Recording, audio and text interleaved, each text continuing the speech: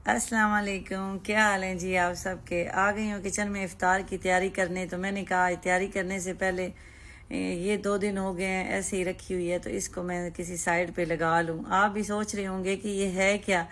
ये मैंने कोला वाली जो बॉटल है उसको कट किया है और इसके अंदर है जी देसी घी जो कि आया है पाकिस्तान से।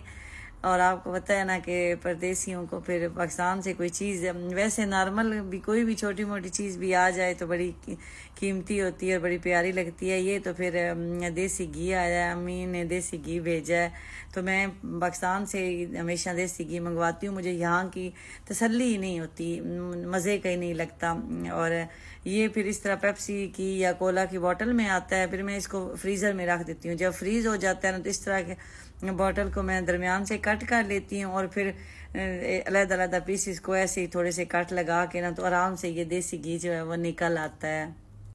तो ये मेरे कज़न आए हैं, देसी घी भी लेके आए हैं और अम्मी ने ईदी भी भेजी है। इंशाल्लाह वो व्लॉग आपको मेरे यूट्यूब चैनल से फुल मिल जाएगा और मैं आपको अपने ड्रेस दिखाऊंगी जो अम्मी ने भेजे हैं ईदी मेरे लिए। तो उसके बाद ये जो घी था मैंने इसको गर्म किया है, गर्म करने के बाद ये बाउल में डाल दिया है। तो बस अब इसको मैं फ्रीज़र में नहीं रखूँगी, फ्रिज में रख दूँगी। तो जितना ज़रूरत हो इस्तेमाल हम लोग कर लेते हैं। तो पहले भी मेरे पास ख़त्म नहीं होता, जब ख़त्म होने वाला हो मुझे परेशानी शुरू हो जाती है। तो मोस्टली तो हम जब तंदूर से रोटी लाते हैं ना दिन में, यहाँ मोटी जो रोटी तंदूर से मिलती है उसके ऊपर घी लगा के ना ये देसी घी तो बड़ा अच्छा लगता है, मज़ा आता है, बच्चे बड़े खुश हो के खाते हैं। तो अभी मेरा थोड़ा सा ही पहले वाला बाकी था तो अल्हम्दुलिल्लाह ये फिर कज़न जो है वो लेके आ गए हैं। तो उसके बाद जी साथ ही मैं इफ़्तार की तैयारी कर रही हूँ। तो चिकन रोल बनाने होते हैं तो उसके लिए फिर मैं उसका मिक्सचर जो है वो भी रेडी कर रही हूँ। तो इस तरह से अभी मैंने घी को जो है वो एक दफ़ा फ्रीज़र में रखा है, जब ये जम जाएगा ना तो फिर फ्रीज़र से उठा के मैं इसको फ्रिज में रख दूँगी। आजकल आप सब जानते हैं कि दुबई का जो वीज़ा है वो सिर्फ स्किल कैटेगरी में निकल रहे हैं। जो अनस्किल्ड लेबर के वीज़ा हैं वो नहीं निकल रहे, वो वीज़ा बंद हैं। तो स्किल कैटेगरीज में वही वीज़ा निकल रहे हैं जिनके पास कोई डिग्री है। फॉर एग्जांपल उनके पास अगर एफए का सर्टिफिकेट, एफए किया हुआ है, बीए की डिग्री है या फिर इससे आगे जितनी भी एजुकेशन है, या उसके बाद उनके पास कोई स्किल का डिप्लोमा है, जैसे इलेक्ट्रिकल का डिप्लोमा हो गया जो मैट्रिक के बाद हमारे यहाँ होता है, या एफए के बाद होता है, या प्लम्बिंग का है, सिविल इंजीनियरिंग का है, कोई भी डिप्लोमा होल्डर है ना, फिर उन कैटेगरीज में निकलते हैं। लेकिन उसके लिए फिर एक शर्त ये है कि वो डॉक्यूमेंट्स आपने जो भी लगाने हैं वो डिग्री हो या डिप्लोमा हो वो सारे अटेस्ट होने चाहिए।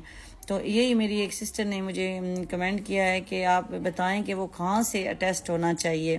आप कुछ चीज़ें नोट कर लें। अगर तो आपने मैट्रिक या एफए किया हुआ है तो वो जो मैट्रिक और एफए की आपकी सनद होगी, सर्टिफिकेट होगा, वो पहले आपके बोर्ड से अटेस्ट होगा और उसके बाद आप जो पाकिस्तानी फॉरेन अफेयर है पाकिस्तान के अंदर वहाँ से अटेस्ट होगा। उसके बाद फिर यूएई की जो वहाँ मिनिस्ट्री ऑफ फॉरेन अफेयर है वहाँ से होगा। यानी पाकिस्तान में मैट्रिक और एफए का जो सर्टिफिकेट है वो 3 जगह से अटेस्ट होगा, बोर्ड से, पाकिस्तान फॉरेन अफेयर से और यूएई फॉरेन अफेयर से पाकिस्तान के अंदर। उसके बाद उसको यहाँ भेज दें। यहाँ आपको कहीं जाने की ज़रूरत नहीं, किसी एजेंट को पैसे देने की ज़रूरत नहीं है। आप उसको ऑनलाइन मूफा, MOFA, ये मैंने आपके लिए लिख भी दिया है, मूफा, ये ऐप आप डाउनलोड करें। बड़ा इजी तरीका है, आप घर बैठे अप्लाई करें।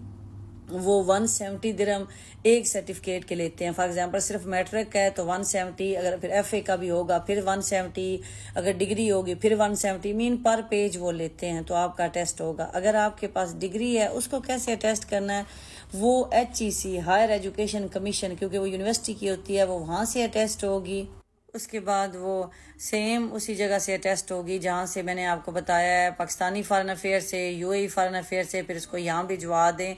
आप खुद यहाँ ना भी हों, आप किसी रिलेटिव्स को, किसी बहन भाई को, किसी को भी देंगे, वो आपके बिहाफ पे यहाँ बैठ के ऑनलाइन अप्लाई करेगा तो वो घर से ही आपकी डिग्री या सर्टिफिकेट आके कोरियर वाला पिक करता है। और इसमें 2 सर्विसेज हैं, नॉर्मल भी और अर्जेंट भी। तो 1 से 2 दिन में नॉर्मल आपकी डिग्री अटेस्ट हो जाती है। दूसरा सिस्टर का क्वेश्चन ये था कि क्या तमाम डॉक्यूमेंट्स टेस्ट होना ज़रूरी है। नहीं, अगर आपने ग्रेजुएशन किया हुआ है, बीए किया हुआ है, तो फिर सिर्फ बीए की डिग्री आप टेस्ट करवाएं, बाकी आपके मैट्रिक और एफए की करवाने की ज़रूरत नहीं है। अगर आपने एफए किया हुआ है तो फिर खाली एफए की करवाएं, मैट्रिक की ज़रूरत नहीं है। तो जो लास्ट आपकी डिग्री होगी ना, सिर्फ उसको टेस्ट करवाएं और वीज़ा के लिए अप्लाई कर दें।